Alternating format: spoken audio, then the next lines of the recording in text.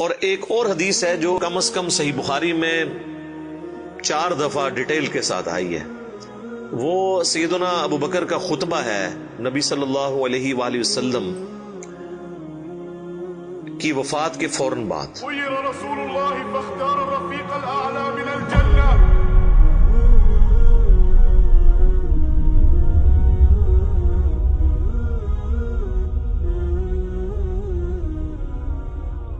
اس کے اوپر میری الگ سے بھی کئی ایک ویڈیوز ریکارڈڈ ہیں جس میں میں نے وہ احادیث ڈسپلے بھی کی ہیں صحیح بخاری کے اندر کہ جب نبی صلی اللہ علیہ وآلہ وسلم کی وفات ہوئی تو سیدنا ابو بکر جو ہے وہ حجرہ عائشہ میں داخل ہوئے چونکہ محرم بھی تھے، اور اس حال میں کہ انہوں نے دیکھا کہ مسجد میں جھمگٹا لگا ہے اور سیدنا عمر جو ہے وہ تلوار اٹھائے کھڑے ہیں کہ جو کوئی کہے گا کہ محمد صلی اللہ علیہ وآلہ وسلم دنیا سے جا چکے ہیں تو میں اسے قتل کر دوں گا.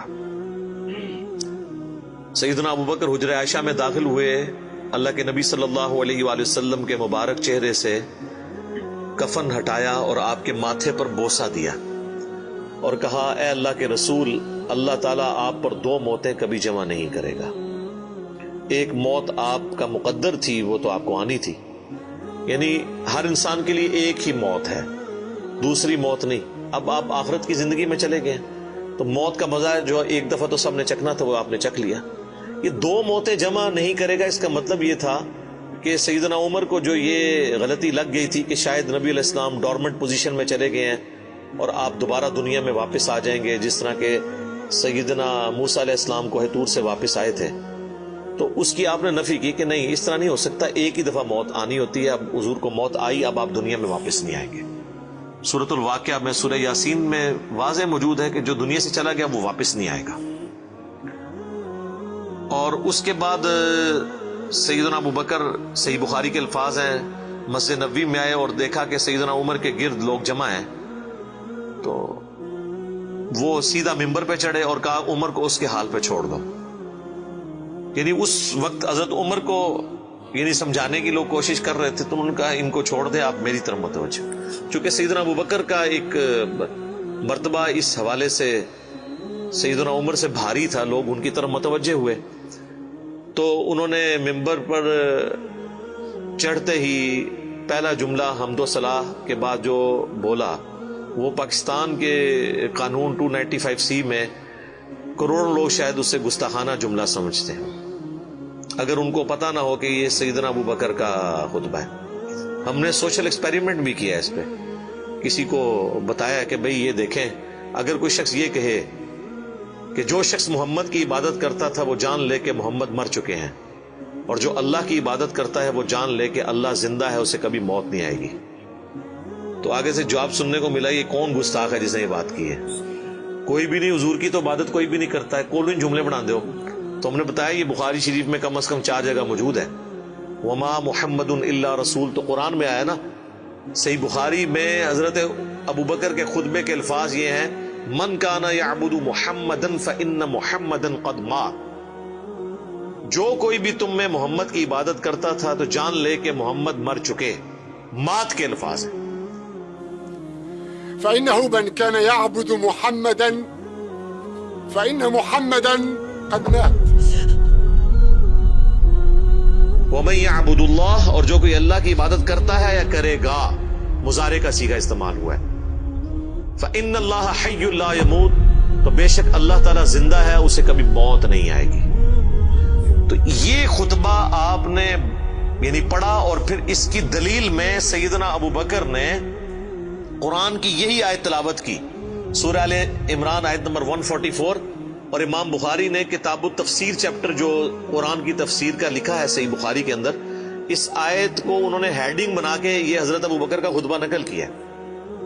وما محمد الا رسول قد خلت من قبلہ الرسل افئن مات او قتل انقلبتم علی اعقابکم. محمد تو نہیں مگر ایک رسول، اگر یہ مر جائیں یا قتل کر دیے جائیں تو کیا تم دین سے الٹے قدم پھر جاؤ گے؟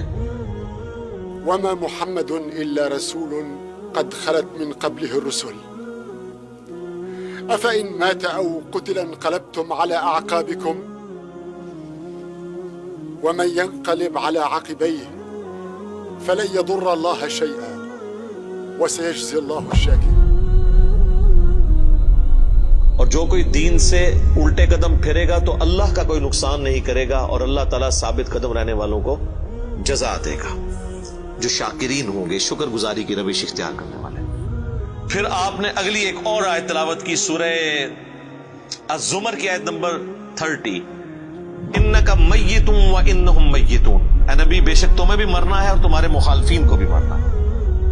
وہ آیت بھی آپ نے تلاوت کی۔ تو آپ اندازہ کریں کہ یعنی صحابہ کرام جو ہیں وہ اپنی بات کی دلیل میں قرآن سے آیات پیش کیا کرتے تھے۔ وہ کہتے ہیں نا ساڑھے خلاف آیتاں پڑھ دینے جی قرآن تو بھئی قرآن اگر تھوڑے خلاف آیت ہے نا تو یہ مسلمان نہیں ہو، کیونکہ مسلمان تو وہ ہوتا ہے کہ جو قرآن کے مطابق ہو، نہ کہ یہ کہ اس کے عقیدوں کے خلاف قرآن میں آیت آ جائے۔ تو اگر کوئی کہہ رہا ہے ساڑھے خلاف آیتاں پڑھ دے تو سمجھ لو کہ پھر تسی تو کافر ہی ہوئے نا، مسلمان کے خلاف تو قرآن کی آیت نہیں پڑھی جا سکتی نا۔ اگر آپ کا وہ عقیدہ ہے تو آپ کے خلاف کہاں سے ہوگی؟ تو صحابہ کرام دیکھیں کہ قرآن سے دلیل پیش کیا کرتے تھے، یعنی وہ اپنی بات کی دلیل بھی قرآن سے پیش کرتے تھے۔ لیکن یہاں پہ ایک بڑی حیران کن چیز ہے جس کو میں نے ہی پوائنٹ آؤٹ کیا ہے، میں نے کہیں پڑھے ہوئے نہیں یہ دیکھا، حالانکہ یہ بہت ضروری تھا کہ اس چیز کو ہائی لائٹ کیا جاتا، کہ حضرت ابو بکر نے ایک فرضی جملہ کیوں بولا؟ کوئی ضرورت نہیں تھی، اور جملہ بھی ان لوگوں کے سامنے بولا کہ جن میں سے کوئی بھی رسول اللہ کی عبادت نہیں کرتا تھا۔ یہ لوگ ہوتے تو یہ ان کو کھڑے ہو کے کہتے بھی تو کی اتنے تقریرہ پہ کرنا ہے، کو دروشی پڑھ، تو اتنے حضور دی میت ہوتے تو اتنے گستاخانہ آیتاں پڑھ رہے ہیں کہ جی جو محمد کی عبادت کرتا تھا وہ جان لے کے محمد مر چکے ہیں۔ ایک اتنے لکھے ہے قرآن اچھے کون ہی گلا بنانا ہے، سیدھے کوئی عبادت نہیں کرتے، خود سے ہی باتیں بناتے ہو۔ سیدنا ابو بکر نے بیسیکلی امت کو یہ میسج دیا کہ نبی علیہ السلام کی تعلیم یہ ہے کہ آپ کو بت نہیں بنانا، اور اس پہ میں بولا کرتا ہوں کہ یہ محمد رسول اللہ صلی اللہ علیہ وآلہ وسلم کی کامیابی ہے کہ آپ نے ایسی ٹیم اپنے بعد چھوڑی ہے جو ان کی میت پہ ان کے فضائل بیان نہیں کر رہی، توحید بیان کر رہی ہے، کیونکہ ان کو پتا تھا کہ محمد رسول اللہ سے بھی آلموسٹ 500-600 سال پہلے ایک شخصیت دنیا میں گزری جس کے نام پہ دنیا کا سب سے بڑا شرک ہو رہا ہے، عیسیٰ ابن مریم۔ نبی صلی اللہ علیہ وآلہ وسلم نے ایک دوسرا عیسیٰ ابن مریم بن جانا تھا اگر صحابہ کرام شروع میں اس معاملے کو کل نہ کرتے، اور یہ انہوں نے اپنی ذاتی اختراع نہیں تھی، یہ نبی علیہ السلام کی مبارک تربیت کا اثر تھا، کیونکہ صحیح بخاری میں موجود ہے، دیکھنا میری شان کو اس طرح بلند نہ کرنا جس طرح عیسیٰ ابن مریم کے ماننے والوں نے ان کو ان کی شان میں بڑھا دیا، ڈیوینٹی ان کے بارے میں کلیم کر دی۔ میں اللہ کا بندہ اور اس کا رسول ہوں، مجھے اللہ کا بندہ اور اس کا رسول ہی کہنا۔ تو دیکھ لیں سیدنا ابو بکر نے عقیدہ توحید اس وقت امت میں راسخ کیا۔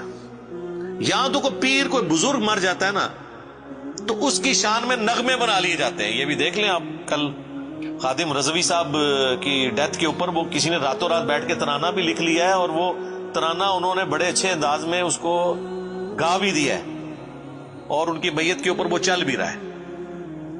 اور نبی علیہ السلام سے زیادہ تو کوئی تعریف کے لائق نہیں ہے نا مخلوقات میں، لیکن آپ کی میت کے اوپر کوئی درود شریف کی کوئی گھیٹیاں نہیں پڑھیاں جا رہی ہیں، کوئی چادر نہیں کھلاری ہوئی، توحید کا خطبہ بیان ہو رہا ہے کہ اللہ کے نبی فوت ہو چکے ہیں۔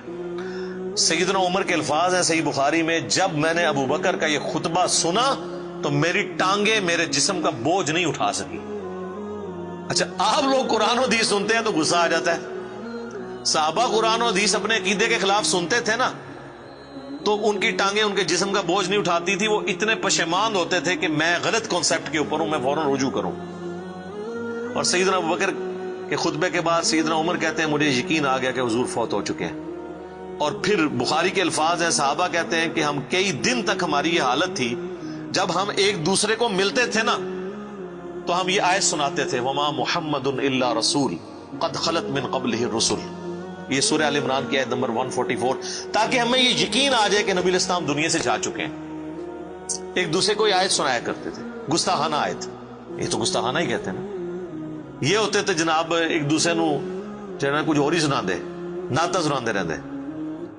تو صحابہ نے ظاہر ہے انہوں نے تو مشن لے کے چلنا تھا نا، ان کو تو پتا تھا کہ پیغمبر کا کام ہے اللہ کا پیغام دنیا تک پہنچانا، اس کے بعد وہ امت کے کام حوالے کر کے چلے گئے ہیں۔ اب پیغمبر کے ساتھ نسبت اس کی ہوگی، محمد رسول اللہ کا لاڈلا قیامت کے دن وہ ہوگا، حضور کی شفاعت کا حقدار وہ شخص ہوگا جو نبی الاسلام کے مشن کو آگے لے کے چلے گا۔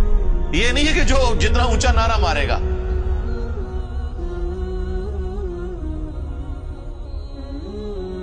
یہ چیز نہیں۔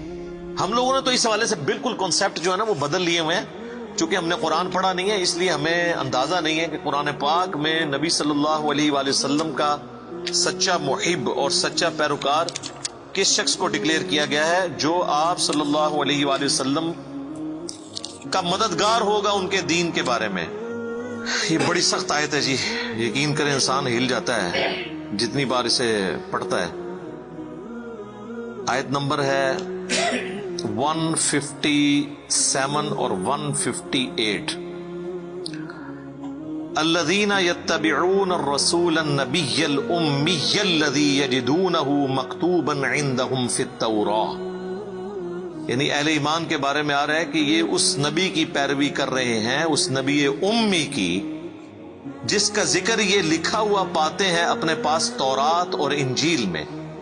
یأمرهم بالمعروف، جو انہیں حکم دیتے ہیں نیکی کا، وینہاہم عن المنکر، اور روکتے ہیں انہیں برائی سے، وَيُحِلُّ لَهُمُ الطَّيِّبَاتِ، اور حلال کرتے ہیں ان کے لیے پاکیزہ چیزیں، وَيُحَرِّمُ عَلَيْهِمُ الْخَبَائِثَ، اور حرام کرتے ہیں خبیث چیزیں، یعنی اللہ کے اذن سے وہ شریعت کا پیغام پہنچاتے ہیں۔ وَيَدَعُ عَنْهُمْ إِصْرَهُمْ وَالْأَغْلَالَ الَّتِي كَانَتْ عَلَيْهِمْ، اور جو بوجھ ان پر پڑ چکے تھے، جو ان کے گلوں میں توق تھے، جو خود ساختہ ایک قسم کی شریعت اڈاپٹ کر لی تھی، وہ ان سے دور کرتے ہیں۔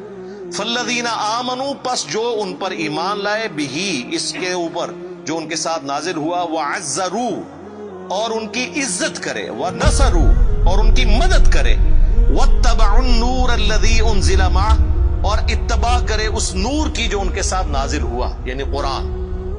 اولئک هم المفلحون، یہی لوگ ہیں جو کہ فلاح پانے والے ہیں۔ یعنی اللہ تعالیٰ فرما رہا ہے کہ نبی صلی اللہ علیہ وآلہ وسلم کا سچا امتی کون ہے؟ جو کہ ایمان لے کر آئے ان پر، اس کے بعد ان کی عزت کرے۔ یہ تو دونوں آسان کام ہے۔ ایمان بھی لاتے ہیں لوگ، عزت ضرور سے زیادہ کر رہے ہیں۔ ظاہر ہے کہ جب یہ کہیں گے خدا کا پکڑا چھڑائے محمد، محمد کا پکڑا چھڑا کوئی نہیں سکتا، غلوف کر رہے ہیں۔ رسول اللہ کے سامنے یہ کوئی جملہ بول سکتا ہے؟ اللہ جس کو پکڑ لے گا نا، نبی الاسلام اس کو چھڑوائیں گے نہیں، نبی الاسلام چھڑوائیں گے اس کو جس کو چھوڑنے کا اللہ اذن دے گا۔ دھونس کے ساتھ کوئی کسی کو نہیں چھڑوا سکتا۔ شفاعت بالاذن ہے، ہر دفعہ نبی الاسلام جا کے سجدہ کریں گے اور اللہ تعالیٰ اذن عطا فرمائے گا اور مقرر کرے گا تعداد کہ اتنے لوگوں کو جن کا ایمان اس لیول کا ہے اب ان کو نکال لیں، جن کا ایمان اس لیول کا ہے ان کو نکال لیں۔ نبی الاسلام اپنی مرضی سے کچھ نہیں کر سکتے، یہ تو عقیدہ ہی گستاخانہ ہے۔ تو اللہ تعالیٰ ہمارا ایمان لاؤ اس نبی کے اوپر، عزت کرو، وَنَصَرُوا، اور مدد کرو ان کی کاز میں، ان کے مشن میں، وَاتَّبَعُوا النُّورَ الَّذِي أُنزِلَ مَعَهُ، اور اتباع کرو اس نور کی جو ان کے ساتھ نازل ہوا، یعنی قرآن۔ اولئک هم المفلحون، ایسے لوگ ہیں فلاح پانے والے، یہ لوگ فلاح پائیں گے۔ تو فلاح کے لیے صرف ایمان لانا ضروری نہیں ہے، بلکہ رسول اللہ کی مدد بھی کرنی ہے، آپ کی عزت اور تعظیم کے ساتھ آپ کی مدد اور قرآن کی پیروی۔ تو صحابہ کرام نے حضور کی میت کے اوپر عقیدہ راسخ کر کے بالکل صحیح بات بتا دی، اور آپ دیکھیں صحابہ کو کبھی یہ وہم بھی نہیں آیا تھا کہ نبی علیہ السلام سے ہم نے جا کے اب ڈائریکٹ کوئی بات کرنی ہے، ورنہ آپ دیکھیں حضور کی میت رکھی ہوئی ہے، صحیح بخاری میں ڈیٹیل موجود ہے، میرا ایک کلپ بھی ریکارڈڈ ہے، سیدہ فاطمہ کا قاتل کون، اس میں میں نے ڈیٹیل سے ثقیفہ بنی ساعدہ کی حدیث بیان کی تھی کہ کسی کے دماغ میں بھی یہ مشورہ نہیں آیا کہ نبی علیہ السلام سے آپ کی ابھی میت باہر ہے، ابھی تو قبر میں نہیں گئے، جو لوگ قبر پہ جا کے مانگتے ہیں اور بزرگ باپوں کی، رسول اللہ تو ابھی ان کی میت باہر رکھی ہوئی ہے، جا کے آپ کے میت سے جا کے پوچھ رہے ہیں کہ یا رسول اللہ بتائیں آپ کا سکسیسر کون ہے آپ کے بعد۔ کسی کو وہم نہیں آیا، بعد کے لوگ پتہ نہیں کیا کیا دعوے کرتے ہیں۔